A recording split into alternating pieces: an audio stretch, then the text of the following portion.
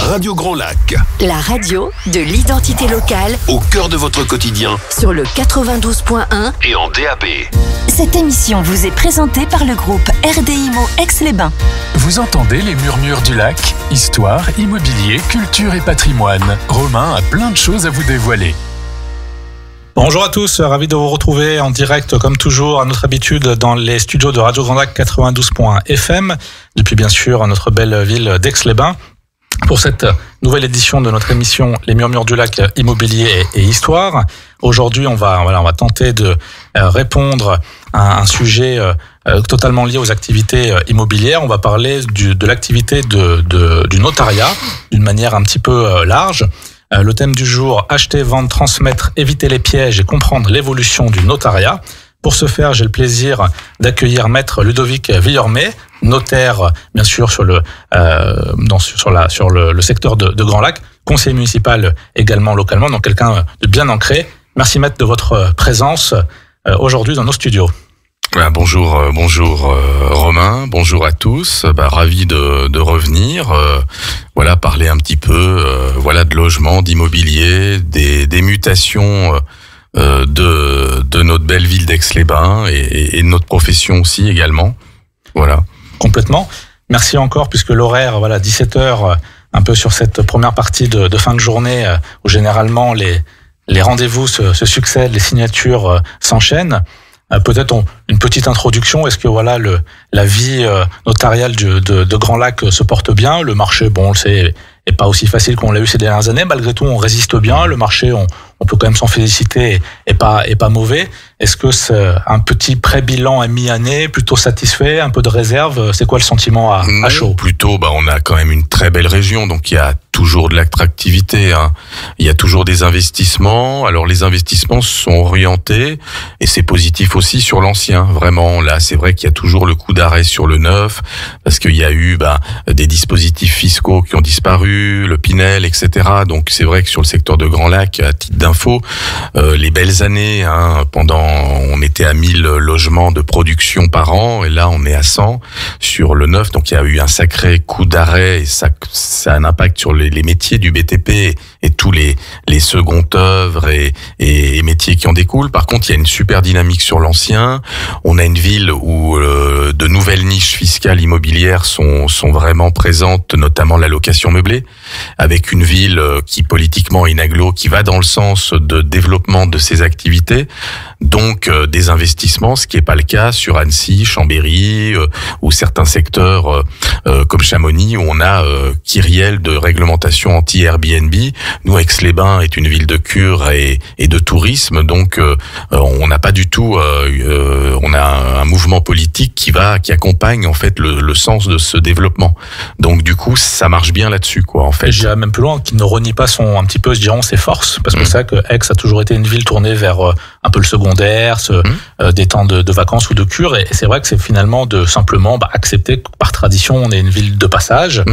Et qu'on aime y séjourner. Alors ils vivent bien entendu. Alors bien sûr, ça peut créer des petites contraintes. Alors on aimerait tous des 4 voies entre Aix et Chambéry. Moi j'aime à penser qu'un jour on aurait peut-être un tram pour faciliter un peu les déplacements, mais malgré tout effectivement c'est un vaste sujet, ça. Oui. C'est toutes les villes de province, je pense qu'ils sont à la base pas forcément adaptés pour cette mobilité aujourd'hui dont on souffre un petit peu, mais ça je dirais c'est des conséquences qu'il faut un petit peu accepter. Mais c'est dans les tuyaux, le syndicat mixte, la métropole Savoie a pris cette compétence transport pour une réflexion globale là-dessus, mais c'est vrai que ville Aix-les-Bains culturellement dès les années 30, c'était une ville de Airbnb. Voilà, c'était une ville de meublés curistes, de tous les standings. C'était une ville d'accueil, de location meublée, de gîtes, de maisons qui étaient dédiées à la location touristique et curistique, un peu, on peut dire. Donc c'est vrai que on est bien là-dedans et le marché est très actif. Les investissements se portent bien. Les gens achètent, ils louent. Ils pourraient louer 3 fois ce qu'ils louent actuellement. Il y a encore vraiment un marché qui est clé sur l'investissement et qui est la location meublée est une niche fiscale très avantageuse. Donc ça attire aussi des investisseurs. Beaucoup de gens se sont mis à faire ça réellement comme métier. C'est plutôt porteur. Nous on a un peu cette niche là. Voilà. Complètement. Avant de développer un petit peu nos sujets, j'ai toujours plaisir à prendre une minute pour découvrir un peu plus notre invité. Là, pour faire un petit peu de votre parcours de manière synthétique, comment on en arrive à devenir notaire? Je trouve ça toujours une question intéressante. Est-ce par vocation? Est-ce une découverte? Est-ce que c'est à travers un parcours scolaire, une direction qu'on prend à ce moment-là? Comment on en arrive un petit peu là aujourd'hui? Assez par hasard. Moi, en fait, mon père était instituteur et directeur d'école sur Aix. Beaucoup d'Aixois le connaissent. Il a été directeur à l'école du centre, instituteur pendant des années. Et puis ma mère était kiné au terme, donc travaillait dans le milieu du thermalisme, donc voilà, loin de tout ça. Et puis un été, j'étais en fac de droit, parce que j'ai toujours voulu faire du droit, malgré que j'ai passé un bac C qui était maths physique. C'est mes parents, fils d'instituteur, fallait être ingénieur, faire une grande école d'ingénieur. C'était un peu dans les années 80 le Graal. Donc j'ai été un petit peu formaté, sur les maths et la physique, mais je me voyais pas dans une matière de recherche, dans les mathématiques, dans la physique. Non, je me voyais plutôt j'aimais l'histoire, j'aimais la géopolitique, j'aimais les curiosités, j'aimais l'histoire géo, et la fac de droit a été les études qui m'ont le plus plu, avec des vrais métiers derrière, parce que j'avais compris qu'aller en histoire, en psycho, à part être prof, c'était bouché. Donc le droit, plein de métiers, avocat, magistrature, fonction publique. Bon, j'avais plus un format au départ fonction publique, voire même gendarmerie. Et puis un été, j'ai fait tout bêtement un stage. C'est une relation de mes parents, Maître Touvet, que tout le monde connaissait bien sur Aix. Il m'a pris un été à l'étude. Et j'ai découvert le métier. Finalement, on était encore dans ces clichés un peu austères, un peu ringards, un peu old school. Et j'ai trouvé le métier beaucoup plus intéressant que l'année d'avant, où j'avais fait un stage dans un cabinet d'avocats, où il y avait un stress infernal, où c'était finalement, on est dans le cliché de l'avocat, la défense, la plaidoirie, et c'est finalement très peu d'avocats qui font ça. On est dans de la paperasse plus que dans le notariat, de la procédure, voilà. Et finalement, j'avais trouvé le métier vachement intéressant sur la famille, l'immobilier, les commerces. Et du coup, quand il a fallu choisir une option en maîtrise, j'ai pris l'option droit privé notariat.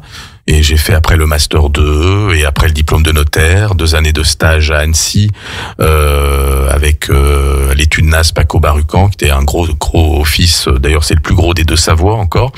Donc un stage intéressant avec des notaires jeunes. C'était très dynamique. On était déjà presque au numérique déjà à ces époques-là. Et du coup, j'ai enchaîné. Ça m'a par une découverte locale et puis après un métier qui est super diversifié. Donc voilà. Donc après retour à Aix-les-Bains, après une petite phase d'armée en cavalerie et en légion étrangère, parce que j'étais le dernier contingent à partir en 2000, et retour à Aix-les-Bains, et 18 ans à l'époque chez Maître Brunel, avant d'être eurodaté, de créer ma propre étude, voilà. Super parcours inspirant, avec finalement...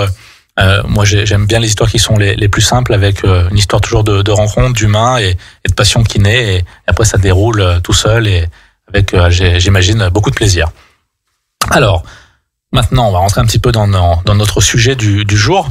La partie sur laquelle on peut débuter alors c'est un vaste sujet, on va essayer de donner quelques exemples et d'être assez synthétique, les pièges à éviter en immobilier.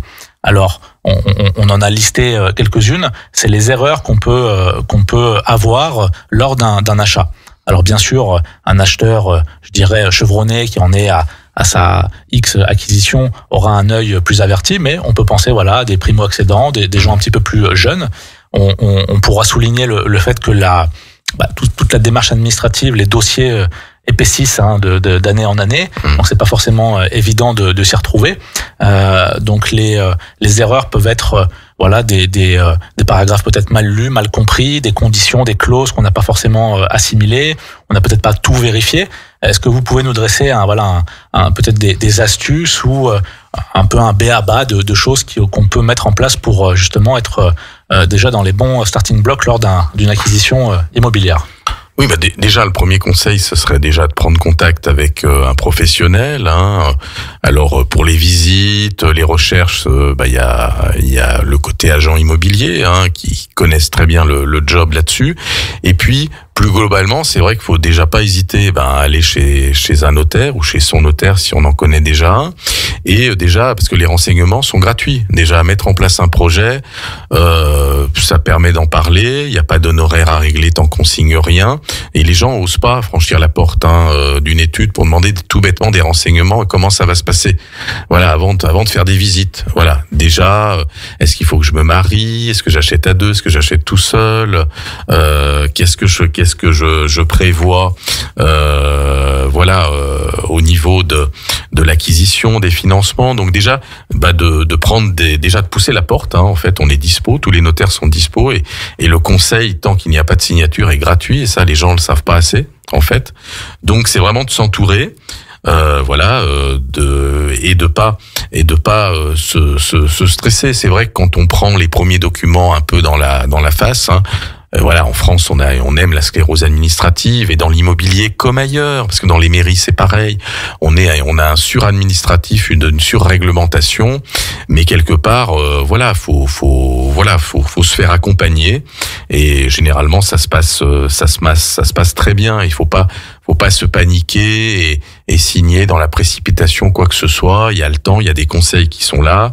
Il y a de très bonnes agences immobilières aussi. Les gens connaissent le job. Faut pas hésiter à se faire accompagner. Et c'est vrai que le part-à-part, les gens sont en se disant tiens, je vais tout gérer moi-même. Non, acheter un appartement, une maison, c'est compliqué. C'est vrai, c'est devenu par bien des aspects inutilement compliqués, ça j'en conviens, mais moi j'ai vu des années 99 à 2024, c'est vrai que une vente faisait 4 pages, maintenant elle en fait 80. Et dans le but de sécuriser quand même les acquéreurs, tout ça, voilà. Disons qu'il y a aussi moi j'ai commencé en 2002 et il y a des choses, en fait on va contractualiser pas mal de choses de bon sens. C'est vrai que quand vous achetez une maison qui a 100 ans, faut pas s'attendre à ce que ça soit une maison neuve avec les mêmes garanties. Il y a son lot de risques entre guillemets qui va avec. Alors ce qui est marrant, marrant ou pas, c'est qu'après on est tributaire de ce que va nous demander entre guillemets le législateur. Aujourd'hui les diagnostics, moi, je m'étais un peu étonné, par exemple, un diagnostic structure me paraît peut-être plus intéressant qu'un diagnostic d'électricité où, oui, effectivement, votre tableau, monsieur, il a 50 ans, je le vois bien. A priori, il est pas aux normes. Par contre, est-ce que le plancher va s'effondrer? Ça me paraîtrait peut-être un petit peu plus intéressant. Il y a un cas où c'est obligatoire, mais quand on met en copropriété un bâti ancien de plus de 15 ans. Et c'est vrai, pareil, le mesurage pour les maisons. Pourquoi il n'y a pas le mesurage sur les maisons, alors qu'on l'a sur les appartements? Voilà. Bon, alors que c'est quand même intéressant de connaître. Après, on va pas non plus provoquer de nouveaux diagnostics. Nos députés sont assez fertiles là-dessus. Mais en fait, faut pas hésiter, à aller voir un notaire, dire je vais acheter et commencer à débroussailler tranquillement. En fait, voilà. Je pense aussi, comme vous le soulignez, c'est une démarche gratuite. Je pense qu'il y a quand même même si le notariat c'est comment dirais-je vachement démocratisé, il y a eu un gros effort de communication de la part de beaucoup de notaires. Il y a une accessibilité qui est franchement évidente maintenant. Mais je pense que ça reste quand même un peu institutionnel et on se dit tiens, est-ce que j'ose ou pas? Est-ce qu'ils ont autre chose à faire que me recevoir 15-20 minutes? Je pense que si vous voulez avec des questions structurées, avec quelque chose de concret, non, ils prendront ces instants pour répondre.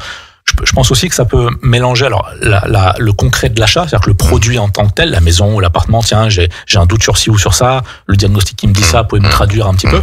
Mais ça peut être, moi le cas un cas très courant, c'est peut-être un couple non marié, non pacsé qui veulent acquérir et finalement on voit les notaires tout de suite prendre la balle au bond en disant attention, vous achetez à deux, vous achetez pas tout seul, vous n'êtes pas pacsé, vous n'êtes pas marié.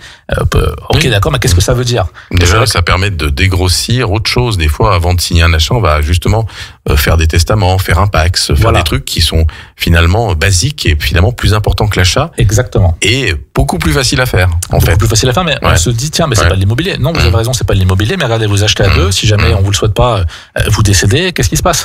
Vous avez des enfants d'une première vie, c'est vrai que sur le volet du bien, vous passez par une agence, ils sont excessivement très pro là-dessus.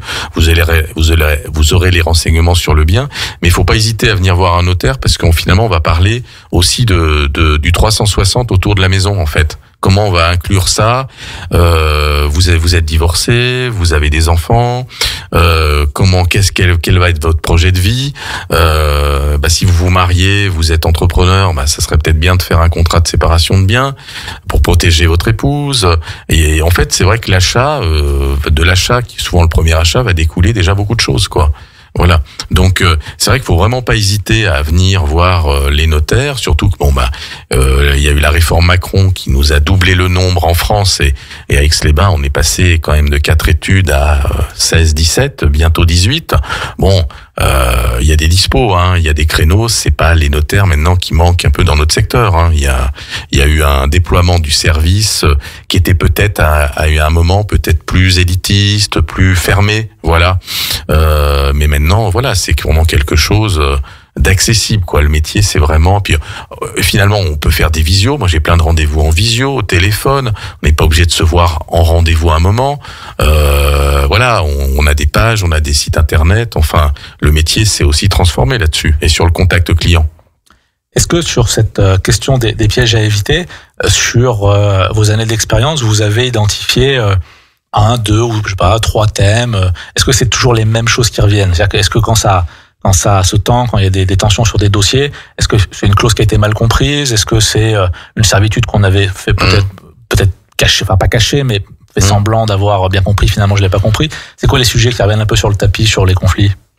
Oui, souvent des contentieux de servitude, des biens pas forcément bien délimités sur des bâtis anciens, mais globalement, c'est vrai que la loi Allure, alors des fois il y a des bonnes réformes qui obligent maintenant, par exemple dans une copropriété, à avoir toutes les pièces de la copropriété avant le compromis. Voilà, donc on a l'état daté, le pré-état daté du syndic qui va vous informer sur les charges, les travaux qui ont été faits, les travaux qui vont être faits.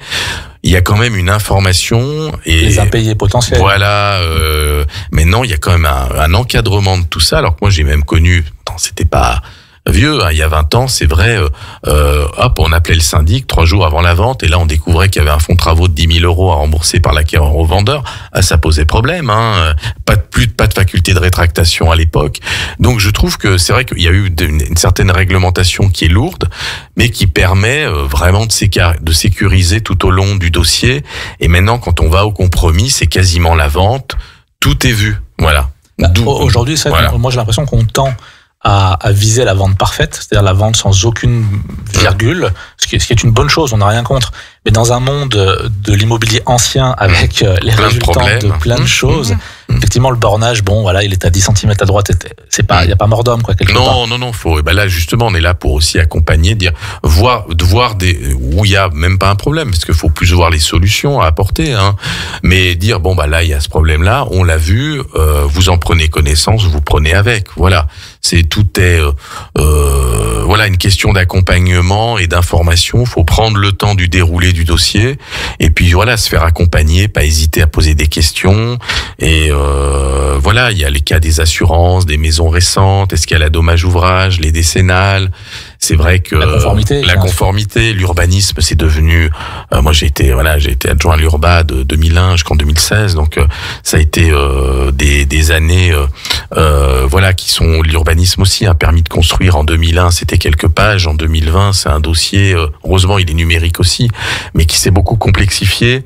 Et c'est vrai. Je souligner, je fais une petite parenthèse sur la qualité qu'on a, franchement, à Grand Lac et à. Oui, mais l'Urba est bien géré. C'est vrai. Bien géré, surtout accessible. Et ça, moi, je trouve des gens très humains et à l'écoute et on les salue. Là, le numérique a beaucoup facilité aussi, mais c'est vrai que l'urbanisme c'est devenu compliqué. On fait plus ce qu'on veut de son terrain, les clims, les déclarations de travaux, les piscines, mais il faut se faire encadrer. En fait, tout est question d'anticiper et de se faire accompagner en fait. Donc et je trouve qu'il y a moins en moins justement de dossiers à problème. C'est tellement cadré avant que c'est finalement ça se fait au début ou ça se fait pas. Exactement. Alors qu'avant les gens, tout le monde s'engageait sur des trucs pas très clairs et puis après c'était des pots de pu. Exactement. Mais je pense que là vous avez parfaitement raison. Soit ça signe, complètement ingérable derrière. Voilà. Et après ça faisait le bonheur plutôt des avocats sur des contentieux où tout le monde est perdant parce que c'est voilà. Alors, Non. en conclusion de cette première partie, juste avant cette coupure musicale qui arrive, donc le conseil numéro 1, c'est anticiper. Anticiper, vous voulez acheter, vous voulez vendre, anticipez, allez voir votre notaire, parlez-lui des problèmes, des points faibles, des points forts. Voilà, anticipez et de manière à ce qu'il n'y ait pas de mauvaise surprise par la suite. Allez, on se retrouve dans 2 minutes. Votre radio au cœur du territoire. C'est Radio Grand Lac. Cette émission vous est présentée par le groupe RDIMO Aix-les-Bains. Vous entendez les murmures du lac? Histoire, immobilier, culture et patrimoine. Romain a plein de choses à vous dévoiler. De retour en direct de nos studios aixois de Radio Grand Lac, toujours sur le 92.FM et désormais, vous le savez, sur le DAB+, pour une diffusion plus large, plus forte, pour vous permettre de nous écouter sur des territoires maintenant assez lointains. Deuxième partie de cette émission, toujours avec notre invité, maître Ludovic Villormet, qui nous fait honneur de sa présence cet après-midi dans nos studios. C'est parti tout de suite pour cette deuxième partie. Le notariat, une profession en mutation. C'est vrai qu'on a survolé le sujet en première partie. On a fait un peu des allusions à ça. La profession a changé, a évolué, bien sûr. Chaque époque a son lot de nouveautés. Et les notaires ont su, à mon sens, brillamment s'adapter à ce nouveau format par, je dirais, la première des choses, par une accessibilité maintenant agréable. C'est vrai que moi, j'ai connu un petit peu la fin d'une époque où les notaires, on se faisait mal au dos à la fin de la journée de toutes les courbettes entre guillemets qu'on devait faire. Bon, c'est une petite pique pour mes débuts et aujourd'hui vraiment je salue toute la profession et ça fait plaisir de travailler en équipe. C'est comme ça que moi je le conçois en tant qu'agent immobilier. C'est une étape obligatoire, donc autant la rendre agréable et de travailler d'unisson pour les intérêts de nos clients communs. Il n'y a pas de raison que ça se passe mal. Et c'est vrai qu'on a réussi, je pense, à rapprocher un petit peu ces professions. Je dirais pas les réconcilier, on n'était pas non plus en guerre, mais voilà, d'être sur alors on n'est pas sur le piédestal d'un notaire, c'est pas ce que je dis, mais d'avoir un respect mutuel. Donc j'imagine que entre vos débuts et aujourd'hui, même les ambiances, comment vos rapports vous-même avec vos clercs, avec vos collaborateurs, forcément ont évolué, certainement en positif. Je dis pas que c'était horrible à l'époque encore une fois, mais voilà que ça a évolué. Est-ce que, peut-être quelques mots là-dessus, et est-ce que le rôle après, sur ça c'était la forme, est-ce que dans le fond, le boulot de notaire a également évolué? Moi j'ai envie de dire en préambule, oui, puisque il y a de plus en plus d'entrepreneurs, il y a de moins en moins de gens mariés, il y a de plus en plus finalement de cas de figure, donc j'imagine que vous avez dû quelque part ratisser plus large au niveau des scénarios possibles et de devenir finalement un spécialiste de la famille, un spécialiste du patrimoine, un spécialiste de l'entreprise pour pouvoir délivrer des conseils avisés à tout ce panel de personnes et de répondre un petit peu à tous les besoins. Oui, tout à fait. C'est un métier, c'est vrai, qui s'est, on pourrait dire, un peu désaristocratisé. C'est vrai qu'on a tous des souvenirs un peu de même à Aix-les-Bains. C'était un peu des fils de. Il y a eu plusieurs générations. Il y avait un peu un monopole gardé de ce droit de présentation, de ce statut qui est très particulier, qui est assez unique. On est officier public et officier ministériel. C'est la seule profession qui cumule les deux. Officier public, comme peut l'être un magistrat ou un maire, parce que sur l'état civil, sur certaines missions, on est vraiment quelque part un peu fonctionnaire de l'État. D'ailleurs, le statut le dit. Officier ministériel, c'est-à-dire qu'on a une mission de service public qui nous est confiée à titre nominatif, personnel, et avant qui était même à vie. Maintenant, il y a une limite à 70 ans, mais avant, c'était la vie durant.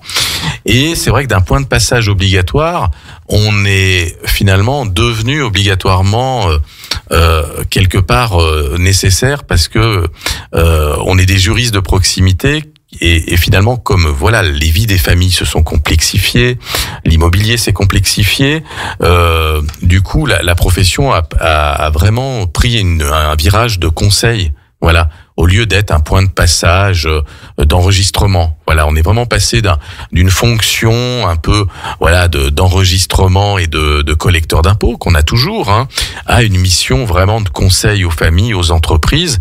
Et d'ailleurs la formation en parallèle, j'enseigne pas mal à la faculté sur alors, au début, j'étais vraiment sur de l'urbanisme, et puis maintenant, on me confie de plus en plus des enseignements, parce que pareil, la profession a dû repenser son accessibilité au diplôme, à l'accessibilité, et finalement, on a créé, par exemple, trois 3 niveaux. Finalement, on a le BTS pour les collaborateurs, secrétariat, l'administratif. On a mis en place une licence professionnelle pour les clercs.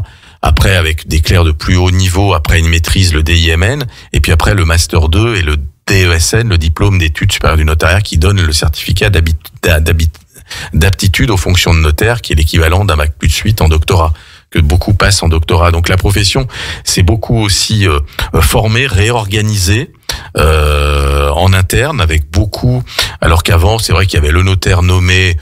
Finalement, il était maître en droit, il prenait du personnel comme finalement il pouvait, il formait. Là, il y a une profession qui s'est vraiment organisée parce que même à l'accueil, il faut quelqu'un qui ait déjà des compétences, en fait. Et donc, il y a eu une montée en niveau vraiment des formations des gens. On le voit dans le diplôme de notaire, ils ont trois modules importants. Le premier, c'était celui qu'on avait tous, c'est le notaire, officier public et officier ministériel. Qu'est-ce qu'un notaire? Qu'est-ce qu'on doit? Quelle est notre responsabilité civile et pénale? Parce qu'on a une responsabilité civile et pénale importante derrière aussi.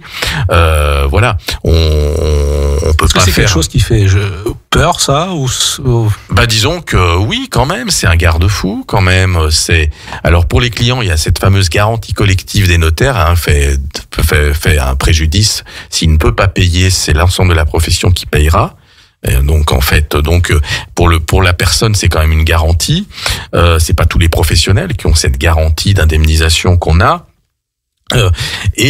Du coup, maintenant, les 2 autres modules, c'est le notaire conseil aux familles et aux entreprises, c'est leur 2e module, où là on est vraiment dans les régimes matrimoniaux, dans la famille, dans le patrimoine, et là aussi avec les familles recomposées, les différentes unions, la famille pour tous, les PMA, le notaire, par exemple, là on a eu l'attribution des actes de filiation pour les couples de femmes.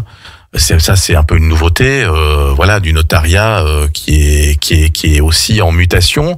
On s'occupe de ces actes de filiation, des adoptions, des possessions d'État. On a la loi de déjudiciarisation de beaucoup de choses en 2001. En 2020, nous a confié énormément de missions pour décharger les magistrats. Et là, c'est la casquette un peu auxiliaire de justice, que notaire est aussi auxiliaire de justice, on dépend du procureur de la République. Et puis, il y a cette mission, de conseil aux familles, de conseil aux entreprises, aussi, qui s'est énormément développée. Voilà, parce que le chef d'entreprise, moi, je le vois, parce que finalement, je me suis orienté un peu sur ce notariat-là, parce que la réforme aussi a permis de s'associer, alors qu'avant, un notaire devait rester tout seul dans son monopole, en quelque sorte. Et par exemple, moi, j'ai fait une structure où je suis associé avec des avocats, des experts comptables. Donc, on est vraiment autour de l'entreprise, autour du particulier, avec une vision 360. La profession s'est ouverte sur les autres professions. Qu'avant elle était complètement fermée, et du coup c'est vraiment monté en gamme sur le conseil et l'accompagnement aux familles et aux entreprises. La profession, maintenant vous avez des notaires qui connaissent vraiment les fonds de commerce, qui connaissent alors que pendant des années ça a été, si on peut dire, la chasse gardée des conseillers juridiques et fiscaux et des avocats, voilà. Et c'est vrai qu'on peut pas quand on est commerçant ou dans son entreprise, on peut pas se couper d'une vision de comment on est marié, comment on va transmettre. Et du coup, c'est vrai que le notariat a dû s'adapter à ça, et on est monté vraiment en gamme de compétences à la fois.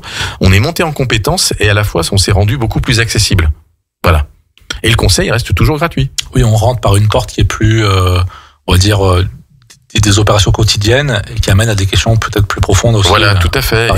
Et c'est vrai que le conseil, ça on le dit pas assez, chez tout notaire, le conseil est gratuit. On vous facture pas une consultation, on vous facture pas un rendez-vous, on vous facturera un acte s'il y a un acte. Voilà. Je trouve que là, on touche du doigt quelque chose d'intéressant et d'important à mes yeux. Moi, c'est la première question qu'on pose quand on a des clients acquéreurs ou vendeurs, c'est: avez-vous un notaire? Si la réponse est non, on va conseiller X ou Y. S'ils en ont un, moi tout de suite je leur dis écoutez, gardez-le, même si vous avez déménagé de 100 km ou quoi, parce que quelque part il vous connaît votre parcours.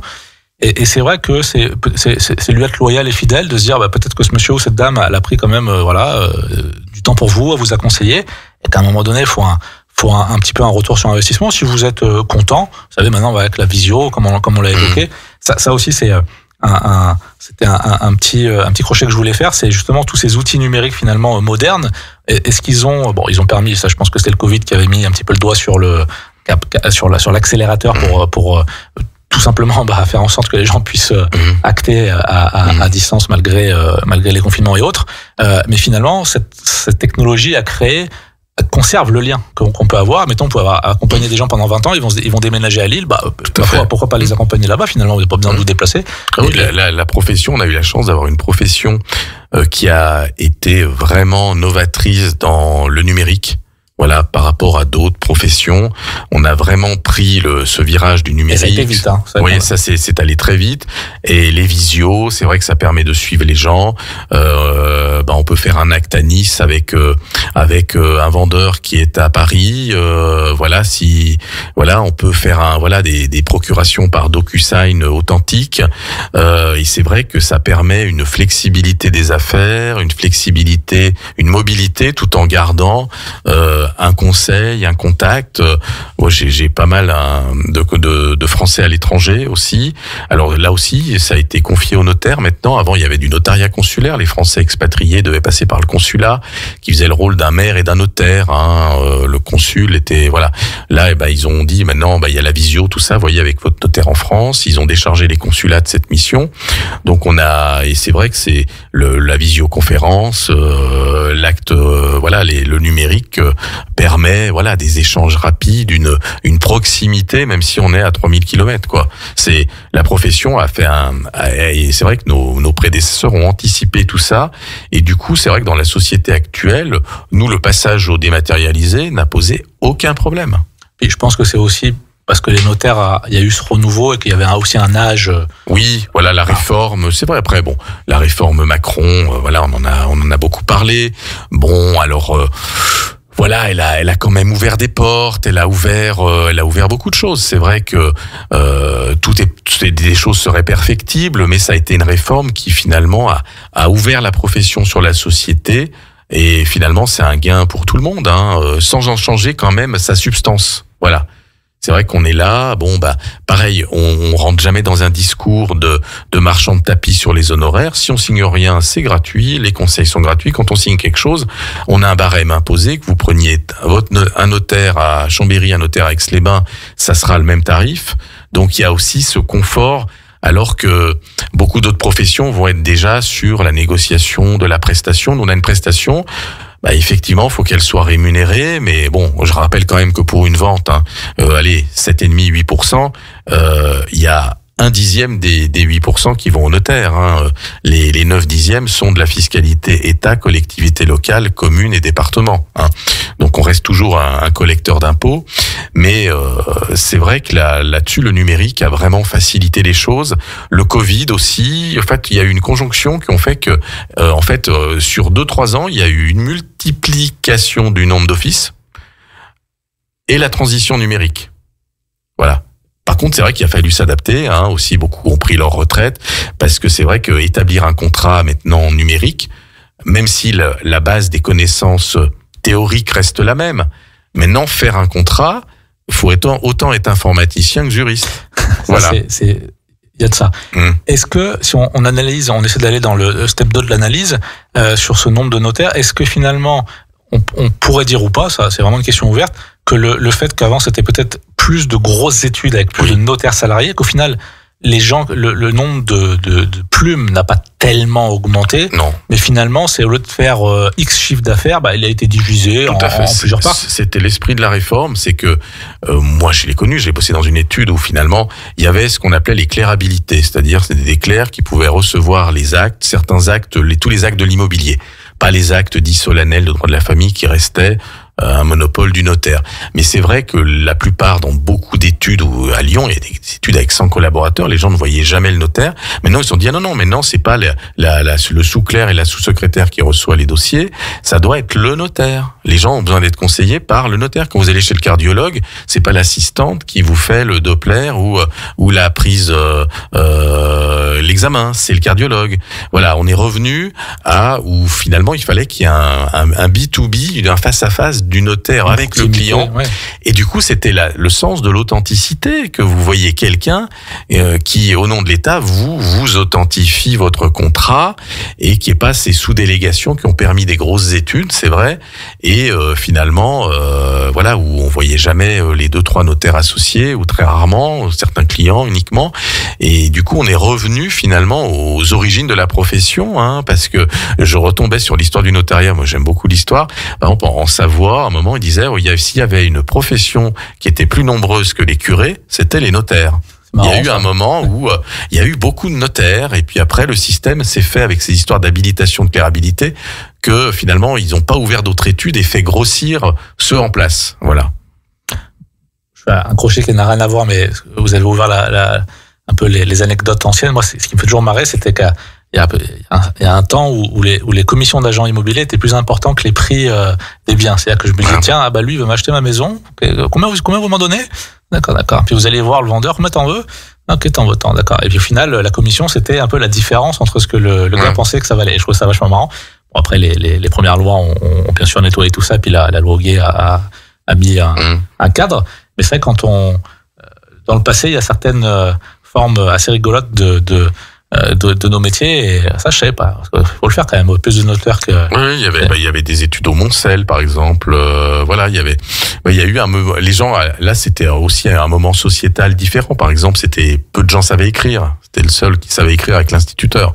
Donc il y avait beaucoup besoin. Voilà. Donc je pense que c'est devenu, après, voilà, les gens ont géré beaucoup de choses, d'autres professions sont apparues, les conseillers juridiques, les avocats se sont développés. Il y a des changements sociétaux, et là c'est vrai qu'on a été avec le Covid à vraiment comme on dit là dans les traits, des changements de paradigme. Hein, il y a eu vraiment un changement, voilà, de société. Donc plutôt positif. Plutôt positif pour le notariat, parce que du coup ça lui a permis vraiment de se revivifier, de se rajeunir. Moi, je trouve aussi, voilà, un vrai coup de frais. Ça, c'est clair. Il y a eu, tout est arrivé en même temps, la multiplicité finalement Macron avait prévu cette réforme, hein, elle était prévue en 2016, mais le temps qu'elle se mette en place, elle s'est faite pendant le Covid, en fait. Donc ça c'est tout, il y a eu un grand nettoyage, grand renouvellement d'un coup, voilà.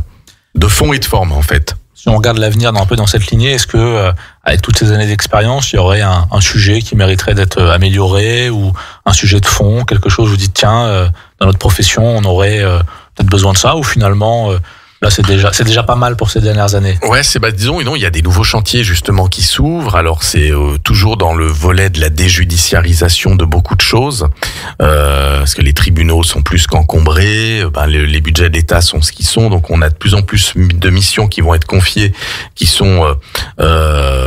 étaient avant du ressort des tribunaux. Donc là, on est sur la médiation, de désamorcer les conflits. Beaucoup de notaires. Alors moi, je me suis pas mis là-dedans parce qu'on peut pas tout faire, hein, en fait, mais là, ça va être énergivore, beaucoup de confrères se mettent dans ces missions de statut de médiateur, voilà. Et la Chambre organise avec les avocats, là, pareil, en pluriprofessionnalité. Et il y a au niveau de la Cour d'appel, Cour d'appel, c'est les deux Savoie, c'est le ressort de la Chambre et c'est le ressort des barreaux d'avocats de la même Cour d'appel. C'est mis en place ce jury médiation parce que de plus en plus, les réglementations, quelles qu'elles soient, oblige, avant un contentieux, d'une phase de médiation pour pas encombrer les tribunaux inutilement, qui sont souvent encombrés par des histoires de cloche-merle, des histoires de servitude, des histoires de voisinage. Voilà, qui peuvent tout à fait être désamorcées en amont. Donc là, il y a ce chantier de la médiation qui est lancé, auquel le notariat a toute sa place, parce qu'on est l'homme de l'amiable par rapport à l'avocat qui est l'homme du conflit. Mais les avocats aussi ont compris leur intérêt d'aller aussi là-dessus, et c'est quelque chose, cette structure de jury médiation, Savoie jury médiation, s'est mis en place avec les barreaux. Donc là, il y a ces nouvelles missions, il y a pas mal de confrères qui se sont investis là-dessus. C'est à l'étude ou ça commence à... Ah oui, il y en a plusieurs, là, sur Aix-les-Bains. Il y a plusieurs consoeurs qui ont fait... Alors, il y a une formation en 3 modules à faire, parce que la médiation, c'est pas de la conciliation, hein. On rentre dans un volet même un peu psychologique, parce que d'aller dénouer un nœud, parce qu'on voit bien dans les problèmes de famille, dans les problèmes de voisinage, le problème, c'est pas la borne. Non, c'est finalement, c'est pas la maison. C'est quelque chose qu'on va désamorcer. C'est la remarque qui a été faite dans l'enfance, voilà. Et finalement, c'est des formations où on est sur de la PNL, c'est une formation qui est très lourde, hein. C'est pas juste de la conciliation. Et je vous dis, tiens, le droit, c'est ça. C'est d'aller dénouer un conflit. Et la profession s'organise, par exemple, quand on a des dossiers qui sont bloqués. Et au bout d'un moment, c'est vrai qu'on s'énerve. Au bout d'un moment, on voit trop la même personne. Le client commence à appeler tout le temps. Le notaire dit oh là là, voilà, ah bah il veut jamais m'apporter une réponse. Au bout d'un moment, ça arrive que les relations humaines, les gens quand ils sont un peu empêtrés dans un problème, ne se supportent plus. Donc là, en fait, on passe la main à un confrère qui du coup s'occupe du problème. Déontologiquement, il n'aura pas le droit de faire l'acte ou de gérer le client pendant 5 ans. Il est là pour être médiateur, pas pour prendre le client des autres. Okay, c'est pas mal. Voilà, c'est pas mal. Il va faire sa séance, j'ai envie de dire, de quelque part un peu de psy, ouais. Voilà. D'aller, en fait, on est au-delà du droit. Hein. En fait, on va aller dénouer intérieurement où est le problème entre les personnes. Et c'est à elles qui, après, on va mettre en forme leur solution. Voilà. Et après, quand tout est dénoué, il y a plus de problème. Et ça revient. Et finalement, personne n'y a laissé les nerfs, en fait. Voilà.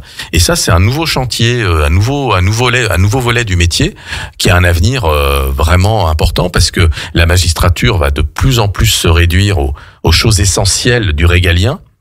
Et ça, c'est voilà. Donc le métier, je pense, a de beaux jours devant lui. Et c'est une vision du métier pour les gens qui aiment le conseil, l'écoute, la médiation, un volet même un peu thérapeutique, où on sera moins dans le juridique, qui peut être aussi un volet du métier qui peut être très intéressant. Complètement. Je pense que ça peut ouvrir d'autres possibilités, sortir son quotidien, tout en mettant en profit finalement ses compétences qui sont à la base sur un socle juridique, mais qui s'étend sur un peu le social et la vraie société, les vrais problèmes et les choses qui comptent pour tout le monde. Maître Villarmé, un grand merci d'avoir pris le temps pour cette émission aujourd'hui. J'ai envie de dire la prochaine est toute trouvée. On suivra ces histoires de médiation avec intérêt. Ça peut vraiment être un sympa à suivre de près et d'avoir quelqu'un de l'intérieur qui pourra nous en décrire un petit peu cette évolution et les premiers pas qui sont toujours des périodes intéressantes à analyser. Le notariat était à l'honneur aujourd'hui sur les ondes de Radio Grand Lac. Encore merci. Restez bien à l'écoute de la radio dans un petit quart d'heure maintenant, 9 de 1 Partez, votre émission sportive. Quant à moi, je vous retrouve pour ma dernière de la saison avant ma rentrée en septembre, dans 15 jours, où j'aurai le plaisir de recevoir Jean-Michel Belin, propriétaire du Château Brachet, qui va nous présenter toutes les nouveautés du château pour cet été, saison 2025. C'est reparti en musique.